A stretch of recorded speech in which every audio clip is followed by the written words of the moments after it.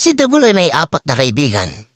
Si Mang Kanor, pati Arno, Popot, at Kuya Alvin.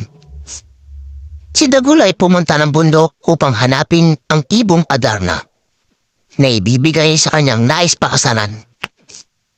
Subalit, nabigo si Dagul at ang kanyang mga grupo.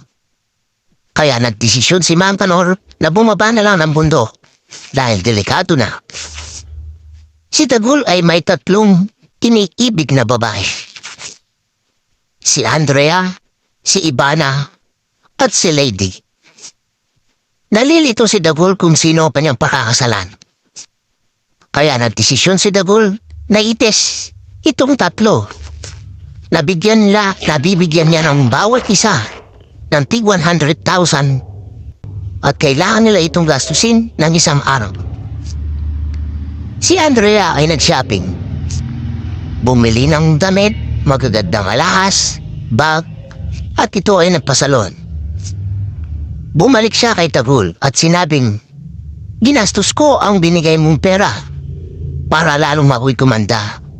Gusto ko lagi akong maganda sa iyong paningin dahil mahal na mahal kita, Dagul." Si Dagul ay naantig sa sinabi ni Andrea. Si Ivana naman ay bumili ng TV, sapatos, relo, at mga damit.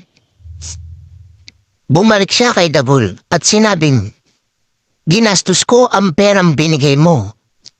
Pambiling mamakailangan mong gamit dahil ayokong napapabayaan ka kasi mahal na mahal kita."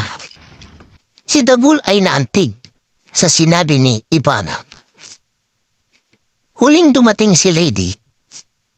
Ang bigay ng pera ay Lady ay inimbes niya sa negosyo. Bumalik siya kay Dagul at sinabing, "Ang binigay mong pera ay inimbes ko.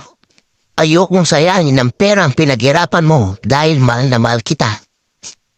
Si Dagul ay napaluwa kay Lady. Ngayon si Dagul ay naguguluhan kung sino ang kanyang pakakasalan.